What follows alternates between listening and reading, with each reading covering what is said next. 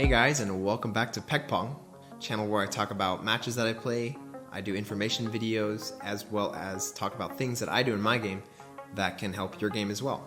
Today we're going to be talking about tournament preparation, and I've got 5 tips here for you that can help you improve your tournament preparation.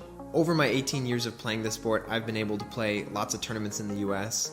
I've been able to play league matches in Europe as well as tournaments. I've been able to take part in 3 Olympic trials for the US, as well as win 2 national titles for Panama. Each tournament I've played has been a little bit different, and the things that I focus on are always going to be a little bit different here and there, but I feel like if you use these 5 tips and kind of tweak and tinker with them, you're going to be able to better maximize your performance at the tournament by improving the preparation before. So without further ado, here is the first tip. So tip number 1 is going to be to play a lot of practice matches. And the week before a tournament, I try to play with a lot of different variety of players. And to get out of that practice mode and into a game thinking mode, a lot of times your practice mode isn't going to be the same. And to win points, you kind of have a certain rhythm, or you do certain things, and you kind of have to relearn those things that you normally do in a game to win those points. Another thing you can do is, if you have a really big tournament that you're leading up to, is to play smaller tournaments beforehand. And that will really get you into the right mind frame, because a tournament has a lot of different emotions, and the way you win points and the way you play the game is a lot different than you play in a club. So if you can find a way to simulate that tournament pressure as best you can before a big tournament, that will be a really big factor into helping you feel more prepared when you get to the tournament. Another thing is to practice your bread and butter shots. So maybe your opening loops, your pushing, your blocking, just the basic fundamental stuff, and feeling really confident about those shots is going to be a big difference maker. Nothing too fancy, because you don't want to get back into drill mode, but just feeling a lot more confident about your strokes is going to help when you get to the tournament, because you feel like, okay, I've done this 100 times.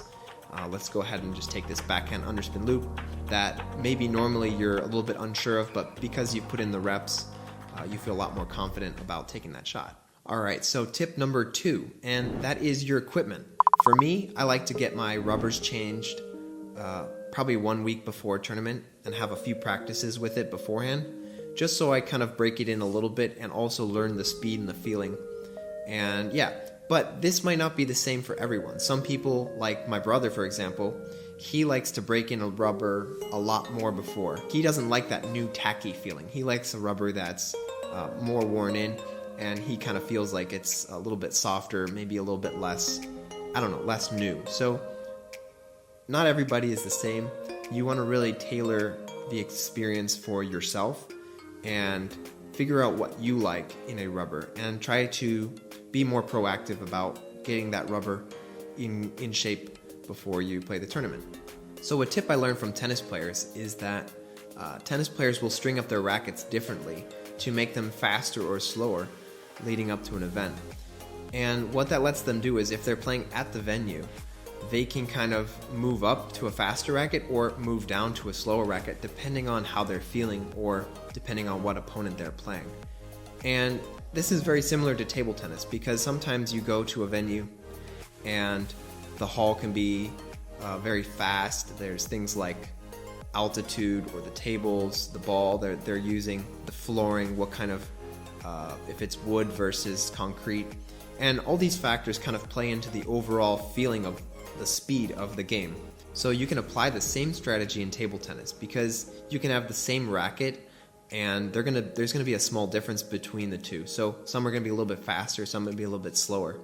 And you can put a slower piece of rubber, maybe one that's been used a little bit more, on the slower racket, and you can create a racket that's 1 notch slower than your other one. So if you get to the spot and everything feels really fast, like I've played in Las Vegas where the altitude is really high, and I felt like everything was really fast and I was having a hard time controlling the ball. Being able to step down to that little bit slower racket is going to give you a lot more confidence when you're playing the game, because you feel like you can control the ball. Alright, so tip number 3 is going to be resting the day before the tournament. I think it came when I was playing league matches in Europe very frequently that I figured out that my performance really dropped when I tried to fix everything the day before, and I really tired myself out, as opposed to just being at home with the game I have and letting that rest really build up so that the next day I could bring all the energy to the table. And for me, I really feel like a lot of it isn't the physical energy, but the mental energy that you use. Because when you play tournaments, you have to deal with a lot of things. Sometimes the opponent has a new strategy that you're really not comfortable with, and being able to think through those things with a clear head is going to be really helpful. I guess it's just human nature. We want to feel really confident before a tournament, and so we really try to get as much practice as we can before we play. That being said, I do think there is a place for getting used to the tournament venue. So sometimes when I go to a tournament, I get there the day before, and I play the tournament venue just to get the feeling of the ball, the table, the hall, the lighting. And I don't really wear myself out. I just kind of get a feeling. I get acclimated to the playing conditions. Alright, so tip number 4 is to line up a practice partner and a coach before you go to the tournament. And we can start this off with a little bit of an embarrassing story. I had trained for the Olympic trials for 6 months straight, and I had been really working hard to perform well. And I thought that the week before I could schedule a practice partner. And what I found was that all the other players had already booked up practice partners well in advance. And what I ended up doing was I ended up sharing a table with 3 people, and the practice wasn't bad, but I would have really done a lot better if I had a practice partner that I felt a lot more comfortable with. So now what I do is I book my practice partners well in advance, and I really plan things out so that I can have the best practice schedule leading up to the tournament. So finding a practice partner that you really gel with, maybe they have some good serves that you like to practice against, or they have a really good block, or their loop, you really like to feel their loop on your block. And just being very proactive about finding a practice partner that you really like to practice with that makes you feel the most prepared for the tournament is going to definitely be a factor that helps you play better. So the next point I want to make is to have a good coach in your corner.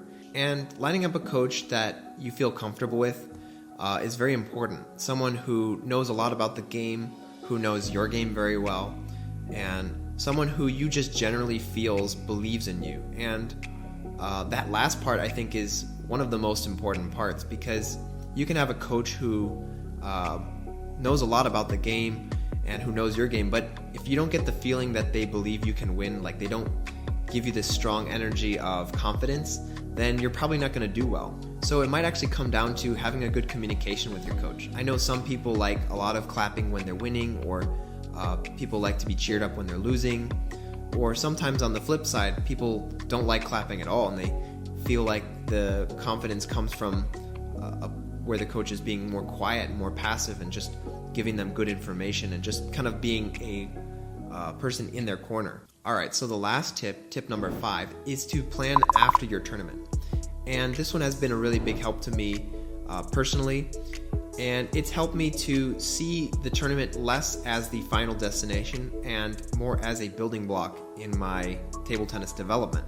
And what I mean by this is sometimes I practice towards a tournament and I get very focused, I get very goal oriented, and I kind of see the tournament as the final destination, a make it or break it situation, and it puts a lot of pressure on me to perform well. When I'm able to look past the tournament and see kind of more events or practice schedules that I'm going to be playing in the future, it helps take the pressure off the current tournament and see it as more of a building block in the terms of your progression as a player. So another thing I like to do is to plan fun things after the tournament. This might mean eating out with friends, or going and seeing some new things, or taking a little vacation, maybe playing another sport. And yeah, this helps to, again, relieve a lot of pressure and put the tournament into perspective. And when you're out there and you're playing a really tough match, you know that, okay, later it's okay, you're going to be doing something enjoyable. It's not like your life is going to end or something like that. These things can really help to take off the pressure and to help you perform your best. Alright, so that is my 5 tips to help you improve your tournament preparation. I hope you like them, and if you have any of your own thoughts about things that you like to do to prepare for tournaments, any mental strategies or things like that, you can just leave them down in the comments, and maybe we can get a little dialogue going with everyone to kind of share information and see what works best for you and for others. Alright, so that's the video, and I will see you guys in the next one.